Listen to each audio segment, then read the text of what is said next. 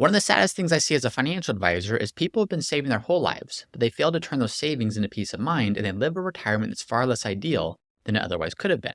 And what I also have noticed is that in these instances, it's typically because of one of 5 core mistakes that people end up making with retirement. So what we're going to do in today's episode is talk about the top 5 most avoidable retirement mistakes, as well as what you need to know to protect against them. And now with this video, we could talk about things like the tax strategies people miss or collecting Social Security at the wrong time. But some of these mistakes come down to not knowing in advance what's going to happen. And there's a lot of complexity to some of these actual strategies. Today, what we're going to focus on is things that are easily avoidable, things that all it takes is more information or the right information so you can understand where to look and what you can do to avoid some of these mistakes. The first most avoidable mistake I see people make is they spend the wrong amount. Now, the wrong amount could be too much, or it could be too little. If it's too much, well, we all know the risks of that. If you spend too much from your portfolio too early, you're not going to have a portfolio for that long in retirement, and you're ultimately going to run out of money. You're going to be forced to live on just Social Security or just a pension or whatever you have, but that's a mistake. Now, here's the thing. If you're spending too much, that's a very avoidable mistake. There's some very basic rules you can look at to say how much income can your portfolio sustainably support for you, and how much income do you ultimately need to supplement things like Social Security or things like your pension to get to where you want to go. So that's a very avoidable mistake. But the reality is actually this. For every one person I see spending too much in retirement, I probably see 10 or more people spending too little. And that's simply a fact of people who are well prepared for retirement have this mindset of save and invest and defer, and they live beneath their means. And then one day they get to retirement, and that mindset continues even when their portfolio could have supported a lot more income. And what it ultimately means is they miss out on experiences that otherwise would have brought a lot of purpose or enjoyment or fun to their retirement. So part of this is just identity driven. They've been frugal. They've been people that don't overspend. They've prioritized savings. And that identity is tough to switch off as soon as you retire. But a part of it is also just fear driven. Of the fear of running out. What if I do spend too much? What if there is a big market downturn? What if things do happen that are outside of my control? And that fear prevents them from doing some of the things that they otherwise would have loved to do. So how do you spend the perfect right amount? Well, I'll say this. It's hard to pinpoint the exact amount that you'll be able to spend in retirement because we don't know what the market's going to do, or living expenses, or inflation. So for clients, what we like to help them do is we like to help them understand the upper limits of what they can sustainably spend. That's not to say you need to spend that exact amount, but it's very helpful context to know. Here's the most that you could potentially spend before we as your financial advisors would start having some pretty serious concerns about the longevity of your portfolio. Oftentimes we'll get pushback on this, not because people don't know of things that they could spend money on, but that fear drives a lot of decisions. They don't want to spend more. They have this fear of what if they're going to run out. And what we have to remind them of is there's also going to be this sense of regret. Yes, fear over spending. Have a healthy fear of making sure that you're being responsible with how much you're spending so you don't outlive your portfolio. But at the same time, we have to have a healthy fear of, I don't want to do something today that I'm going to end up regretting 20 or 30 years from now. Or maybe better put, is I don't want to not do something today that I'm going to regret having not done when I look back on my life. What's an example of that? Well, is there a trip you could take with your family? Is there a fun sporting event or concert or something that you can spend money on today that will create an experience that you'll look back upon with fond memories for the rest of your life? Are there things you can do with your money today that don't just amount to wasteful spending, but add in a meaningful way to your overall quality of life? That's the balance we encourage people to find of, yes, let's be responsible and prepare for the future, but also far too many people are underspending. They're saying no to things that otherwise would add to their quality of life because of this fear of running out. So the most avoidable mistake is people spend the wrong amount, either too much, but more often it's too little because they don't have the proper context of what they can safely spend both today and in the future. The second most avoidable mistake I see retirees making is they retire at the wrong time. Now, here's what I don't mean by that. I don't mean they retire in 2007 and then a 2008 happens. That's not an avoidable mistake because you can't control it. And by the way, the impacts of that can largely be negated through structuring your portfolio the right way ahead of time. I'm talking about retiring earlier than you should have or later than you should have based upon your plan. So this is very similar to the previous point. If you retire too early, that's going to lead to you maybe not having a large enough portfolio to cover your income needs in retirement. It's going to perhaps lead to a lower Social Security benefit, or more years before Social Security kicks in that your portfolio has to fully support all of your income needs. Maybe it leads to higher medical expenses, Maybe it leads to more years of needing your portfolio to fully support you. So whatever the case might be, if you do retire too early, there's very real consequences for that. And a message that we often preach on this podcast and this YouTube channel is we want you to fully enjoy your life. We want you to view your portfolio as a tool to do that. But we don't want to be naive about that. We don't want to say retire too early, spend too much, do too much, because we cannot afford to run out of money. We cannot afford for our plans not to take us to the end of our lifetime. We cannot afford to meet all of our goals both today and in the future. So that's something I want to make very clear, that you can absolutely retire too early. You can absolutely spend too much. You can absolutely spend yourself into something that you're ultimately going to regret in the future. But there is also the sense of, in the same way that we can retire too early, we can also retire too late. Now, too late, what does that mean? It doesn't mean it's going to hurt you financially. The longer you keep working, the more your portfolio grows, the more you save, the more you maximize Social Security. There's tremendous benefits to that. But we always have to keep in mind that the goal of retirement planning isn't just to maximize that. If you go to your grave with a gigantic portfolio that you never got to spend because you worked too long, that's not a successful financial plan. I don't care how many millions are in your portfolio the day you die, you're not going to look back and say, I sure am glad I worked till 70 or 75 because look how big this portfolio is. You're going to look back with regret, saying, why did I work so long? Why did I sacrifice so many years of my life? And not just so many years of my life, but the healthiest years of my life, when I could have retired a bit earlier because I had the means to do so, but instead I let fear drive my decisions, or I let uncertainty drive my decisions. If I didn't know what I would do in retirement, so it's easier to say, you know what, I'll stick around to work for one more year. Because you know what, by the way, I'm going to get one more bonus, or one more stock vest, or one more whatever it is, and we keep pushing the goalpost back, and at the end of the day, we end up missing out on the things that ultimately bring the most richness to our retirement.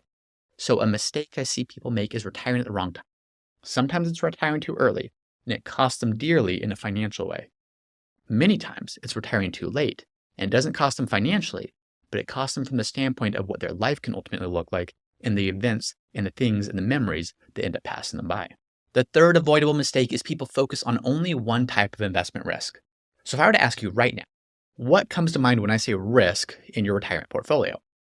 What would you say? Well, without even saying it out loud, you're probably thinking something like, okay, a 2008 type market, a 2022 type market, where the market drops double plus digits, and that really takes a chunk out of our portfolio. So that's one type of risk. Now, some of you, you've been doing your reading, you've been doing your homework, you've been watching this channel, and you say, well, James, it's obviously not just stock market risk, it's sequence of return risk. It's the sequence in which we receive those returns. Those are big risks, but there's a gigantic risk that not enough people focus on, and that's the risk that our portfolio isn't going to be able to maintain its purchasing power over a 30-year retirement. So let's illustrate what I mean by that. Let's assume that you retire and you know that you're going to have 30 years ahead of you. If your expenses, to use a round number in retirement, are $100,000, disregard the actual number, plug in a number that works for you, but $100,000 of expenses by the time that you are 90, assuming you retire at 60, or 95 and you retire at 65, if you still have that $100,000 of expenses, it's not truly going to be $100,000. It's going to be closer to $250,000 to still maintain the same lifestyle that you could live with $100,000. Now, I know your expenses at 95 aren't going to be the same as 65, but the point being, the cost of your expenses, the cost of groceries, the cost of energy, the cost of transportation, the cost of clothing, all of that is going to double or triple or more over the course of your retirement.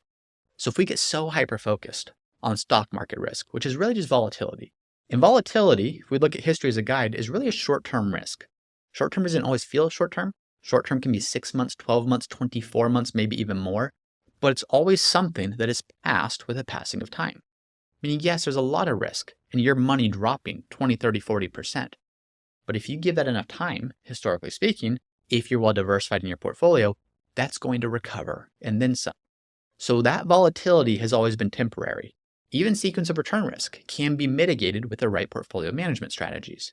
However, what you can't recover from is being too conservative, having too much of your assets in conservative, stable investments early on in retirement, and then as inflation grows, your purchasing power doesn't grow with it.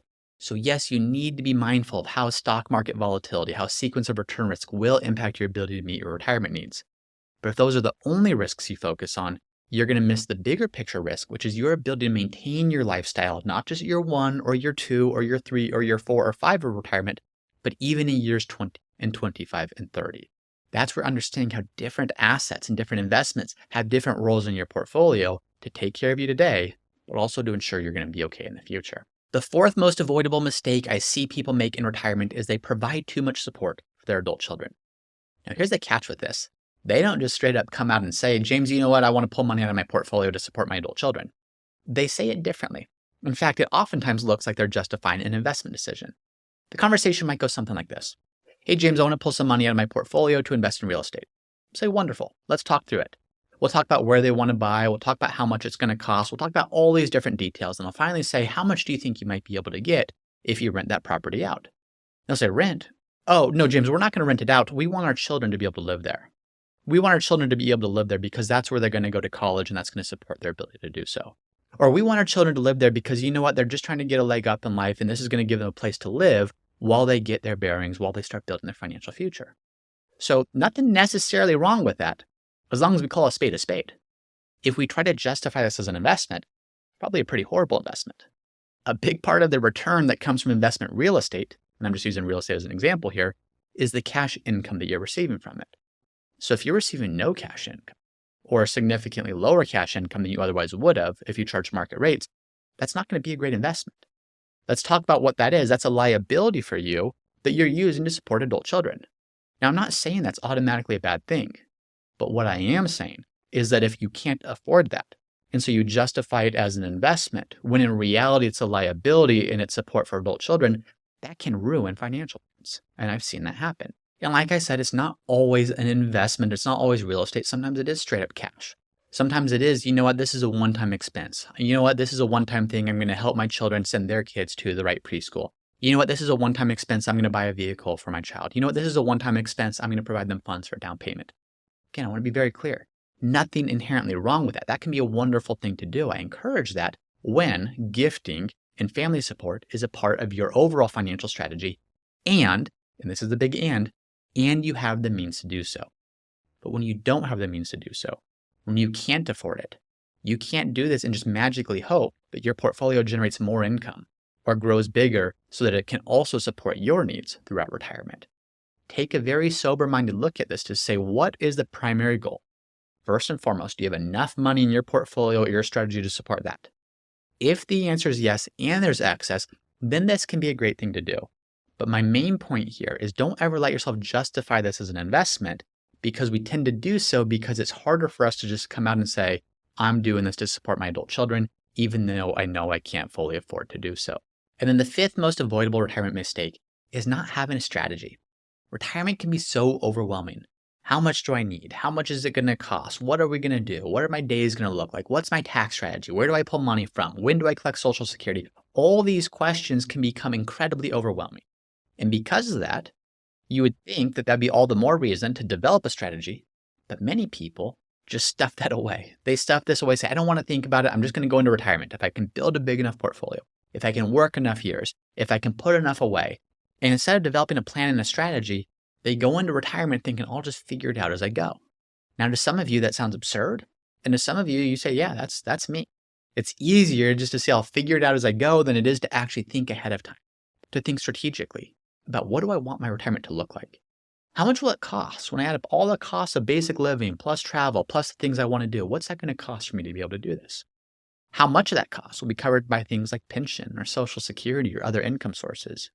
What's the difference between all that? Is that difference going to be able to be supported by the retirement portfolio assets that I have?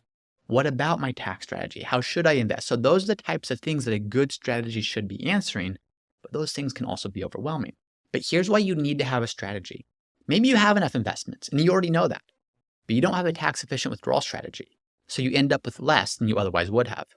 Or maybe you have a pension, but you choose the option that ended up with less in lifetime benefits than the alternative because you didn't do the strategic planning ahead of time. Or maybe you sacrifice some of the things you really wanted to do up front because you weren't fully confident that your portfolio could support that. But then you're going to wake up one day regretting that you didn't do those things that would have added to your quality of life. Or maybe your portfolio is full of Morningstar 5-star funds, which might be fine funds for somebody, but they're entirely inappropriate for you. Or maybe you're in the lowest cost fund that any provider has to offer, and they're great funds, but they're totally wrong for what you need. It's the wrong asset allocation. It's the wrong strategy.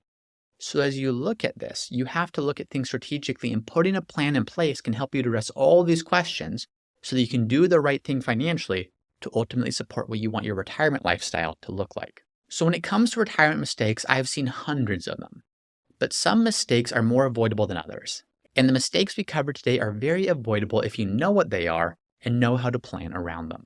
So I hope that's helpful as you're planning for your own retirement, or maybe you're already in retirement.